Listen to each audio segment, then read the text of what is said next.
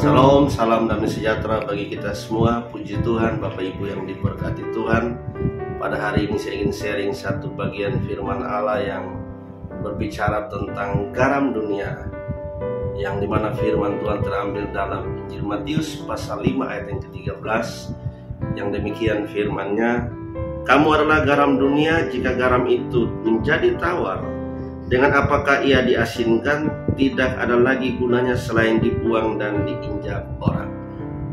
Bapak Ibu diberkati dalam Tuhan kita Yesus Kristus. Dalam kehidupan orang Yahudi, garam adalah salah satu bahan pokok dalam perekonomian Yahudi.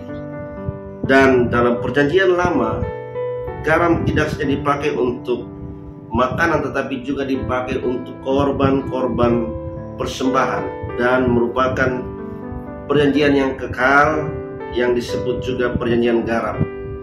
Dan perjanjian garam itu adalah dimana berbicara tentang Injil itu sendiri. Bapak Ibu diberkati Tuhan, itu dapat kita lihat di dalam Bilangan pasal 18 ayat yang ke-19.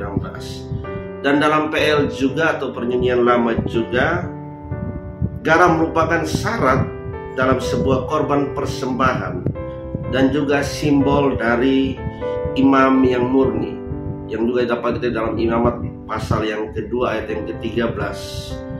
Namun Bapak Ibu diberkati Tuhan, kalau kita melihat juga dalam bait suci ketika bangsa Israel harus mempersembahkan korban penghapus dosa, di mana dikatakan firman Tuhan harus dibubuhi garam. Itu dapat kita lihat juga dalam Yeskiel pasal yang ke-43 ayat 22 sampai 24. Namun Bapak Ibu, kalau kita melihat dalam perjanjian baru, firman Tuhan berkata, "Kamu adalah garam dunia."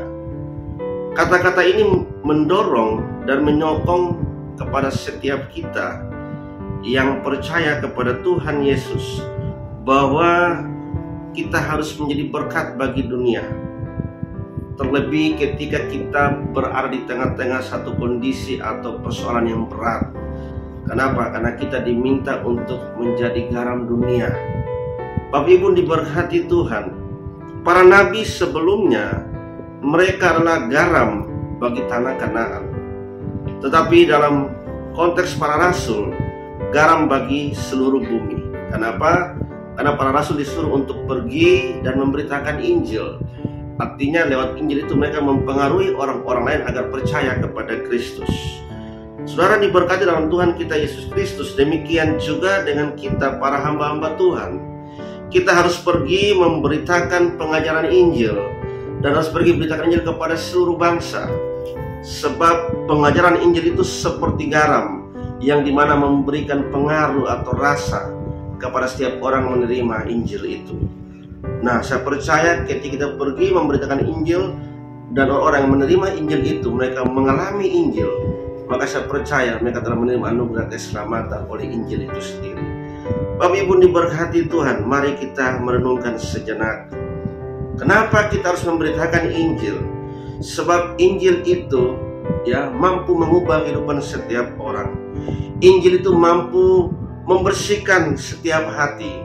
Injil mampu juga mengharumkan dan juga mengawetkan setiap hati. Mungkin hati yang tidak berkenan, busuk dan lain sebagainya, oleh Injil itu dapat dibersihkan, dapat diawetkan. Oleh sebab itu, setiap orang harus dengar Injil. Bagaimana mereka dengar Injil? Kitalah para hamba-hamba Tuhan, kita harus pergi dan memberitakan Injil seperti kata Paulus, "Celakalah aku jikalau aku tidak memberitakan Injil." Oleh sebab itu, lewat renungan mengingatkan kita untuk mari kita menjadi garam dunia dan kita pergi memberitakan Injil. Salam, haleluya. Demikian renungan. Tuhan memberkati kita semua.